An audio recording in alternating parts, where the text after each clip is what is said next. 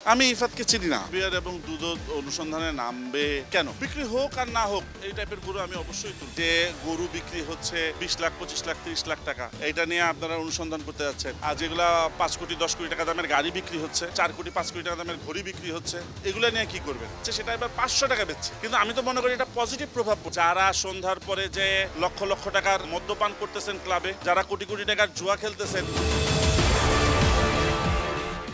ঈদ শেষ, ছুটি শেষ, অফিস আদালত খুলে গেছে, মানুষ গ্রাম থেকে ঢাকায় ফিরতে শুরু করেছে, ধীরে ধীরে যানজট বাড়ছে, ব্যাপারীরা অবিক্রিত গরুগুলো বাড়িতে ফিরে নিয়ে গেছে, সব কিছুই শেষ। কিন্তু এখনও সোশ্যাল মিডিয়ায় এবং সারা দেশব্যাপী আলোচনা রয়ে গেছে 15 লাখ টাকা দামের সে ছাগল। মুশফিকুর রহমান তিনি ফেসবুকে একটি স্ট্যাটাস দিয়েছেন, তিনি একটা ছাগল কিনেছেন সাদিক অ্যাগ্রো থেকে। সেই ছাগলটি কেনার পর থেকেই তার পিতৃ পরিচয় সামনে এসেছে, সোশ্যাল মিডিয়া এসেছে, তার বাবা একজন রাজস্ব কর্মকর্তা। তখন থেকে প্রশ্ন উঠতে শুরু করেছে, একজন রাজস্ব কর্মকর্তা, একজন সরকারি কর্মকর্তার ছেলে কি করে 15 লাখ টাকা দামের একটি ছাগল কেনে। মোটামুটি যেটা জানা গেছে, তিনি এবারের কোরবানিতে 52 লাখ টাকার পশু কোরবানি করতে যাচ্ছেন। এর আগেও তিনি 60 লাখ টাকার পশু কোরবানি করেছেন। এই প্রশ্নগুলো যখন একে একে উঠতে শুরু করে, সোশ্যাল মিডিয়ায় ভাইরাল হতে শুরু করে, তখন সে রাজস্ব কর্মকর্তা গণমাধ্যমকে জানিয়েছেন ইফাত তার সন্তান নয়। আর এখান থেকেই যেন রহস্য আরো ঘনীভূত হতে শুরু করেছে। রাজস্ব কর্মকর্তা সন্তান যদি না হয়ে থাকেন, ইফাত যে দামি গাড়িগুলো, কোটি টাকা মূল্যের যে গাড়িগুলো ব্যবহার করছে, সেই গাড়িগুলোতে যে সরকারি লোগো ব্যবহার করতে আমরা দেখেছি সোশ্যাল মিডিয়ায়, সেখানেও কিন্তু একটা প্রশ্ন থাকছে, সে কি সরকারি কোনো কর্মকর্তা বা কর্মচারী সন্তান? যদি তাই হয়ে থাকে, তাহলে একজন সরকারি কর্মকর্তা কর্মচারীর ছেলে এত দামি গাড়ি ব্যবহার করে কি?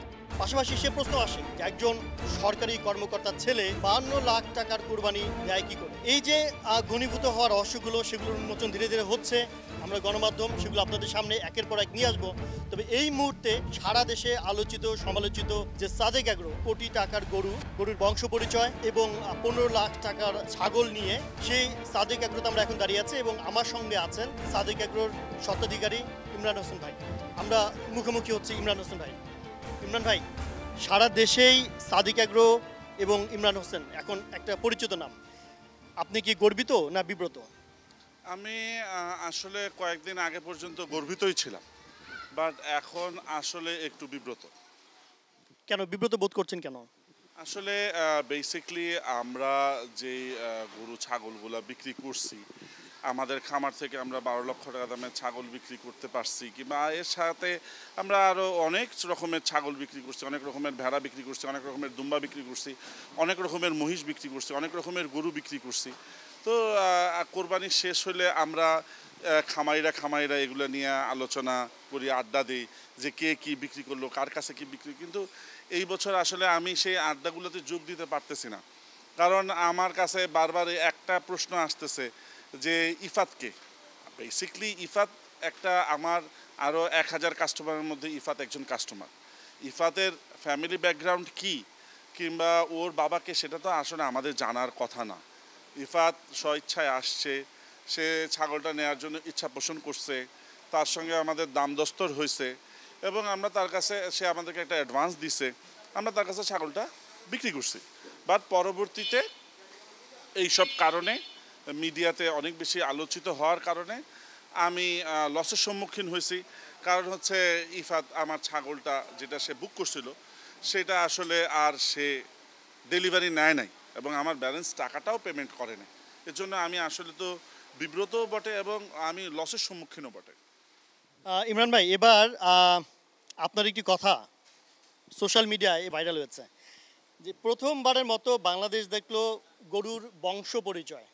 আপনি বলেছেন যে যে কোটি টাকা মূল্যের যে গরুটি এবার আপনি বিক্রি করেছেন, যেটা হয়তো আপনি অ্যাডভান্স পেয়েছেন, এটা সম্পর্কে আরও বিস্তারিত আমরা শুনবো।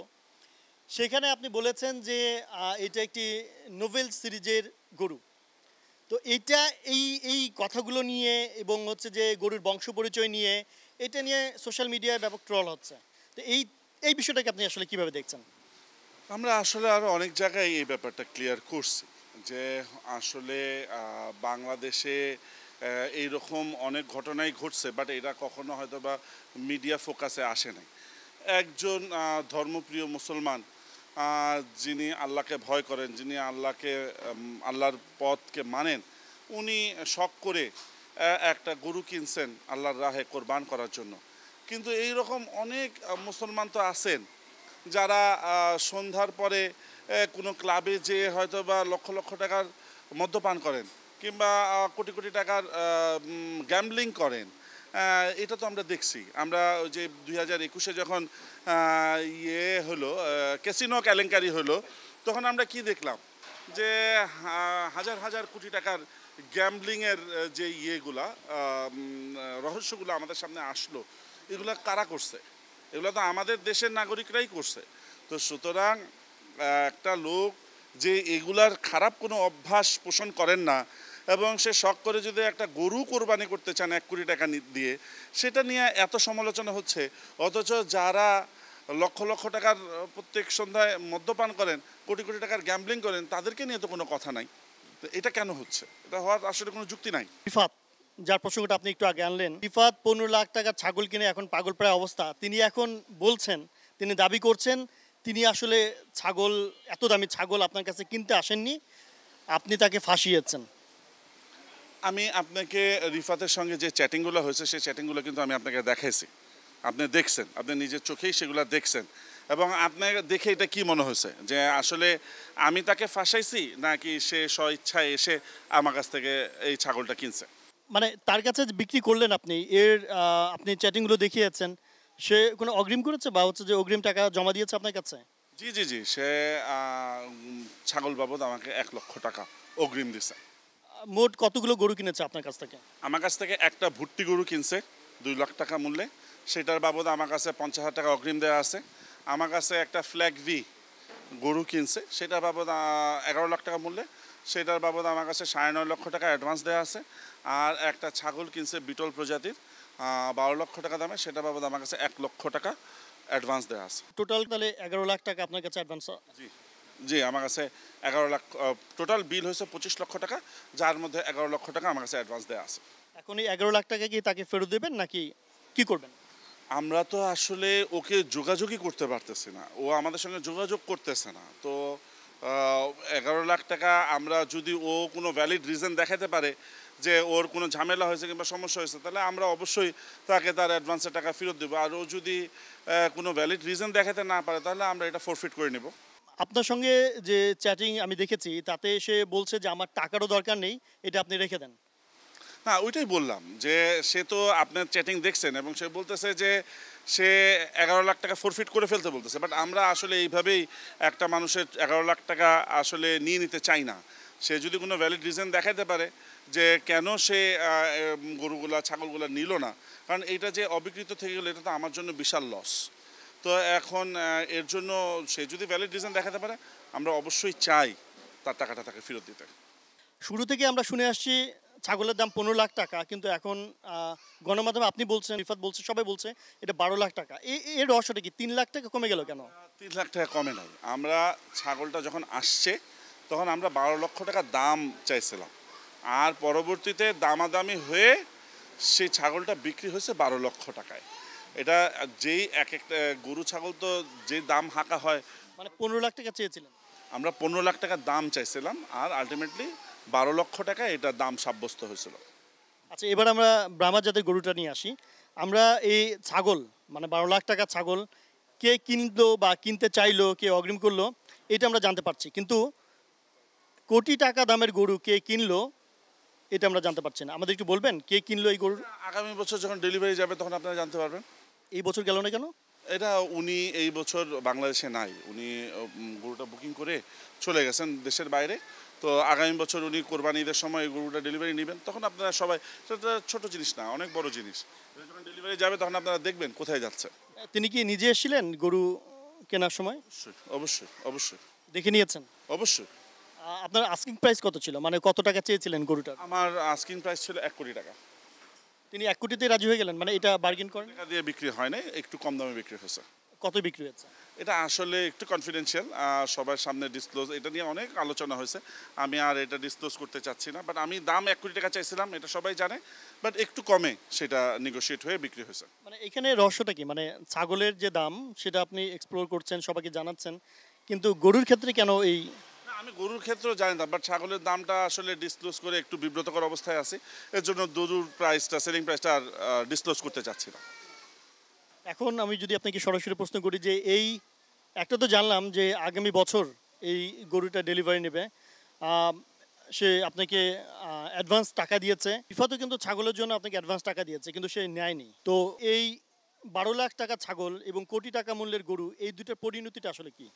এখন যেইভাবে এই সব বিব্রতকর ঘটনা ঘটতেছে, ওই ব্যবসায়ীও হয়তো বা আগামী বছর গরু নাও নিতে পারে। এটা আশ্চর্যজনক কিছু হবে না। Ultimately I am the suffer. আমি আসলে এইরকম বিব্রতকর সিচুয়েশনে আগে কখনো পড়ি নাই। এই বছর এই সব কারণে এই ইফাতের জন্য এই বিব্রতকর সিচুয়েশনে পড়ে আলটিমেট সাফারার কিন্তু আমি। ভদ্রলোক যদি গরুটা আগামী বছর তিনি নিয়ে যান, তো এই একটা বছর তো গরুটা পালতে হবে, এর পেছনে অনেক টাকা খরচও হবে। সেই খরচটা কে দেবে?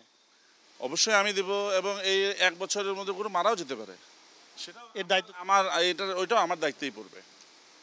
সেক্ষেত্রে কি দাম ওই 1 কোটি টাকার কিছু কম সে জায়গায় থাকবে, নাকি এটা আপনি বাড়াবেন? তার সঙ্গে সেটেল হয়েছে, যে দামটাই তার সঙ্গে সেটেল হয়েছে, সেটা হচ্ছে লেগিয়া এর মধ্যেই তাকে সহি সালামত গরুটা তার বাসায় পৌঁছে দিতে হবে।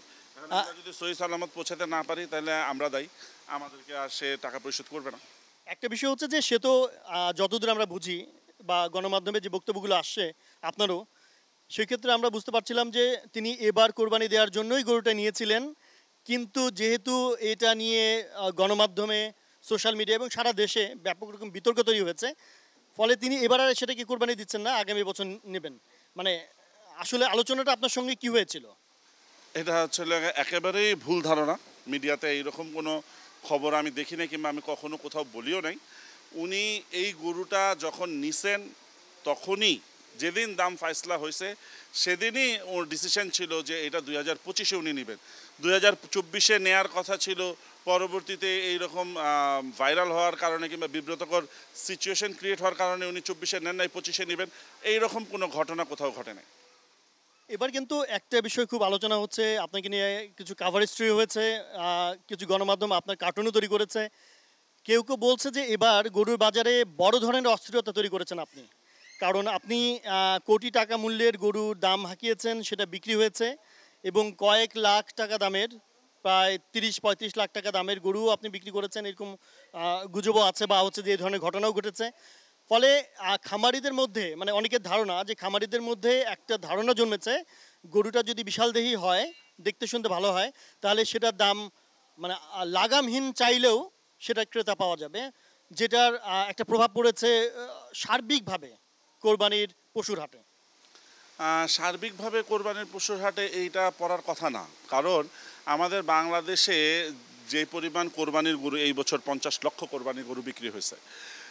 তো 50 লক্ষর মধ্যে কিন্তু হচ্ছে 49,90,000 গরুই বিক্রি হয়েছে সাধারণ ক্রেতাদের কাছে, যেগুলা 70,000, 80,000, 1 লাখ কিংবা ম্যাক্সিমাম 1.5 লাখ টাকার ভিতরে।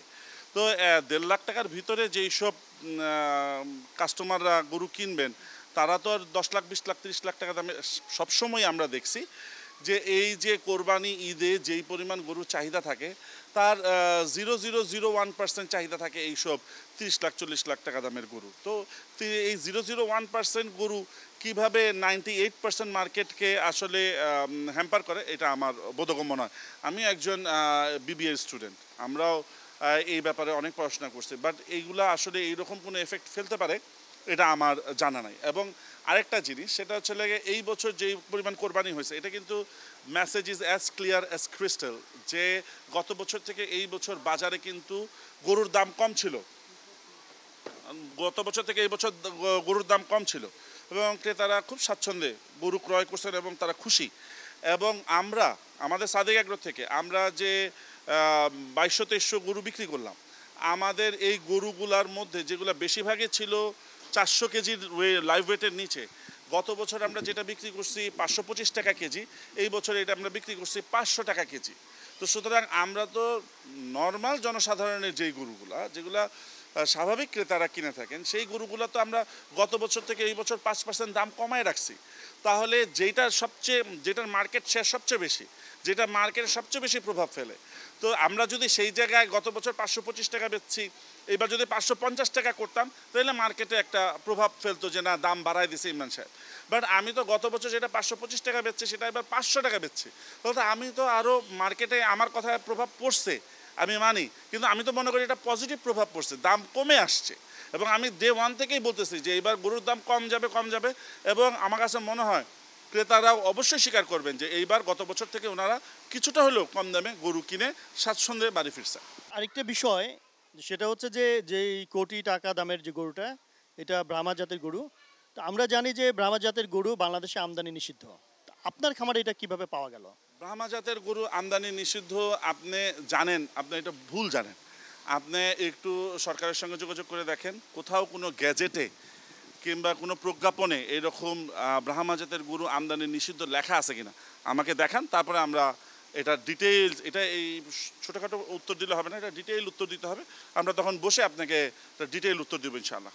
ব্রাহ্মা জাতের গরুটা যেটা কোটি টাকায় বিক্রি হয়েছে, যদি আমরা আপাতত ধরে নিই যে এটার দাম 1 কোটি টাকা, এখন 1400 কেজি ওজন যদি হয় তাহলে আমরা জানি যে 60% এটা মাংস পাওয়া যায় লাইভ ওয়েটের। সেই ক্ষেত্রে মোটামুটি 840 কেজির মতো আমরা মাংস পাবো, মানে 1400 কেজি থেকে। একটা ছোট্ট করে হিসাব করি যে সেই ক্ষেত্রে আমরা হিসাব করে দেখেছি যে প্রতি কেজি মাংসের দাম প্রায় 11,000 টাকা করে পড়ে।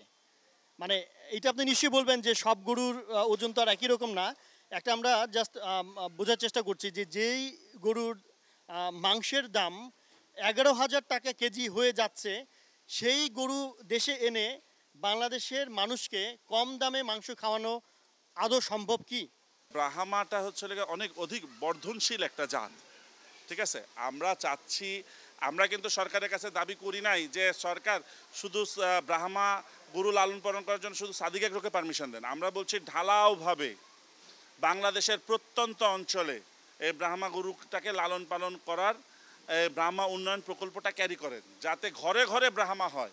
ঘরে ঘরে যখন ব্রাহ্মা হবে তখন ব্রাহ্মার দাম অটোমেটিকলি কমে আসবে। যেহেতু ব্রাহ্মার একটা হিউজ ডিমান্ড আছে, ঘরে ঘরে যখন ব্রাহ্মা লালন পালন হবে তখন ব্রাহ্মার দাম কমে আসবে, তখন 500 টাকা কেজিতে পাবেন ব্রাহ্মা। অনেকে এবার মানে বলছেন, গণমাধ্যমে বলছেন, সোশ্যাল মিডিয়া বলছেন যে যারা এই কোটি টাকা দামের গরুগুলো কিনছে, বা 12 লাখ টাকা 15 লাখ টাকা দামের ছাগল কিনছে, বা 30-35 লাখ টাকায় গরু কিনে যারা কোরবানি দিচ্ছে, তাদের ব্যাপারে অনুসন্ধান করা হোক, তারা নিয়মিত কর দিচ্ছে কিনা, তারা আহ, বৈধ পথে আয় করছে কিনা, এগুলো নিয়ে যদি এনবিআর এবং দুদক তারা যদি অনুসন্ধানে নামে, তাদেরকে আপনি সহযোগিতা করবেন কিনা? এই জায়গায় এনবিআর এবং দুদক অনুসন্ধানে নামবে কেন? এই জায়গায় যে গরু বিক্রি হচ্ছে 20 লাখ 25 লাখ 30 লাখ টাকা, এইটা নিয়ে আপনারা অনুসন্ধান করতে যাচ্ছেন। আর যদি যেগুলা 5 কোটি 10 কোটি টাকা দামের গাড়ি বিক্রি হচ্ছে, যেগুলা আপনার 4 কোটি 5 কোটি টাকা দামের ঘড়ি বিক্রি হচ্ছে, এগুলো নিয়ে কি করবেন?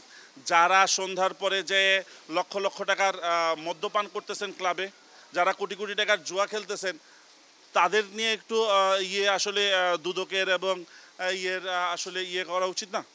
আমরা একেবারে শেষ পর্যায়ে আছি যে এবার কোটি টাকা দামের গরু এবং 12 লাখ বা 15 লাখ টাকার ছাগল নিয়ে যে একটা লঙ্কা কাণ্ড ঘটে গেল, এর পরে কি আপনি মনে করেন যে আপনি আপনার খামারে এই ধরনের দামি গরু ছাগল আর তুলবেন? বিক্রি হোক আর না হোক, এই টাইপের গরু আমি অবশ্যই তুলব, অবশ্যই তুলব। কারণ আমি সাদিক এগ্রো 16 বছর ধরে বাংলাদেশে আমি কমার্শিয়াল ফার্মিং করতেছি। তো 16 বছরে গত 7-8 বছর ধরে বাংলাদেশের সবচেয়ে দামি গরু সাদিক এগ্রো থেকে বিক্রি হয়। আমি আমার এই রেপুটেশন অবশ্যই ধরে রাখার চেষ্টা করব এবং এইসব দামি দামি গরু আরও অনেক সুন্দর সুন্দর সারপ্রাইজ প্রত্যেক বছরে আমি ইনশাল্লাহ নিয়ে আসব। বিক্রি হোক আর না হোক, বিক্রি না হলে ইনশাল্লাহ আমরা নিয়ে যে আমাদের কোরবানি দিয়ে দিব, বাট আমরা অবশ্যই নিয়ে আসবো। আপনি গণমাধ্যমে বলেছিলেন যে যে 12 লাখ টাকা দামের যে ছাগলটা বা 15 লাখ টাকা দামের যে ছাগলটা, এটা আপনি যশোর থেকে এনেছেন এবং বলেছেন যে এটার হিস্ট্রি আপনার কাছে আছে। তো এটা যশোরে আসলে কোত্থেকে আসছে এটা আপনি বলতে পারবেন? আমি ছাগলের হিস্ট্রি আছে এটা বলি নাই, আমি গরুর হিস্ট্রি আছে, সার্টিফিকেট আছে, আমি এটা বলছি। ছাগলের হিস্ট্রি আছে কোথাও, আমি এটা বলি নাই। আমি যশোরের একটা হাট থেকে এই ছাগলটা 10,35,000 টাকা দিয়ে কিনে নিয়ে আসছি এবং এই ছাগলটা বেসিক্যালি আমি যতটুকু জানি এটা পাঞ্জাবি জাতের একটা পাঞ্জাবের বিটল জাতের একটা ছাগল। এটা পৃথিবীতে সবচেয়ে বড় জাতের ছাগল হিসাবে পরিচিত। তো এইটা যিনি বিক্রেতা তিনি কোথা থেকে আনছেন, এগুলো হাটে ঘাটে তো আসলে ব্যাপারীরা নিয়ে আসে, তারপরে তার ব্যাপারীর হিস্ট্রি খুঁজে পাওয়া যায় না। তো ব্যাপারী কোথা থেকে নিয়ে আসছে আমরা ধারণা করতে পারি যে হয়তো বা ওপার থেকে কখনো আসছে 2-1 বছর আগে, হয়তো বা উনি 2-1 বছর লালন পালন করছেন, তারপরে আমরা এটা যশোর থেকে নিয়ে আসছি। But basically this breed belongs to Punjab, India. আর ব্রাহ্মা জাতের গরুটা কোত্থেকে পেয়েছেন? ব্রাহ্মা জাতের গরু বিলংস টু ইউএসএ। ব্রাহ্মা জাতের উৎপত্তিটা হচ্ছে ইউএসএ থেকে। তো এইগুলাও আমরা বিভিন্ন জায়গা থেকে ক্রয় করে নিয়ে আসছি। এইগুলা অনেক ব্যাপার আছে এই জায়গায়, বিভিন্ন গরু বিভিন্ন জায়গা থেকে কেনা, এক জায়গা থেকে কেনা না। কোটি টাকা দামের যে গরুটা, এটা খুবই স্পেশাল একটা গরু, খুবই আলোচিত গরু। এই গরুটা ঠিক কোত্থেকে আপনি সংগ্রহ করেছিলেন? এগুলো বিভিন্ন জায়গা থেকে কেনা ভাই, এগুলো আসলে এক জায়গা থেকে কেনা না, আমাকে দেখে বলতে হবে যে এটা কোনটা কোথা থেকে কেনা। এক একটা এক এক জায়গা থেকে কেনা, তো কোনটা কোথা থেকে কেনা এটা আমাকে দেখে বলতে হবে, কারণ এইভাবে একটা বিব্রতকর উত্তর দিলে পরে তো আবার এটা নিয়ে অনেক ট্রল হবে। সুতরাং আমাকে আসলে দেখে বুঝে বলতে হবে যে এটা কোনটা কোথা থেকে আসছে। একটা মোটা দাগে কি বলা যায় যে এটা আপনি বাংলাদেশ থেকেই সংগ্রহ করেছেন না বিদেশ থেকে এনেছেন? এটা আমি তো বিভিন্ন সময় বাইরে থেকেও আনছি, বিভিন্ন সময় বাংলাদেশ থেকেও কিনছি। এই জন্য আমি বললাম যে আমাকে আসলে দেখেই বলতে হবে যে এটা আসলে কোথা থেকে কেনা। আমরা তো এখানে দেখতে পাচ্ছি যে 15 লাখ টাকা দামের সেই খাসিটা এখনো এখানে রয়ে গেছে। গরুটা কোথায় আছে? গরুটা একটু দূরে আছে, ওগুলো হচ্ছে ব্রাহ্মা জাত গরুগুলো যে জায়গায় থাকে, আমাদের সাধারণত ব্রাহ্মা এই নর্মাল সেট আপে থাকে না, একটু ভালো সেট আপে থাকে, ওই জায়গায় আছে। আচ্ছা, এবার যে এই গরুর দাম নিয়ে, গরু ছাগলের দাম নিয়ে যে একটা বড় ধরনের ঘটনা ঘটে গেল, লঙ্কাকাণ্ড ঘটে গেল, আলোচনা সমালোচনা হচ্ছে, এর কি প্রভাব আগামীতে খামারিদের উপর পড়বে? আমার কাছে মনে হয় এর কোনো প্রভাব পড়ার কোনো কাহিনী নেই, কারণ এগুলো তো আর হাজার হাজার না। যখন একটা জিনিস হাজার হাজার হয় তখন এটার একটা বাজারে একটা প্রভাব পড়ার সম্ভাবনা থাকে, যে একটা দুইটা নিয়ে প্রভাব পড়ার কিছু নাই। আরেকটা প্রসঙ্গে আসি, যে ইফাত প্রসঙ্গটাতে আসি। ইফাতকে আপনি কতটা চেনেন? আমি ইফাতকে চিনি না। Ifat is just like a random customer.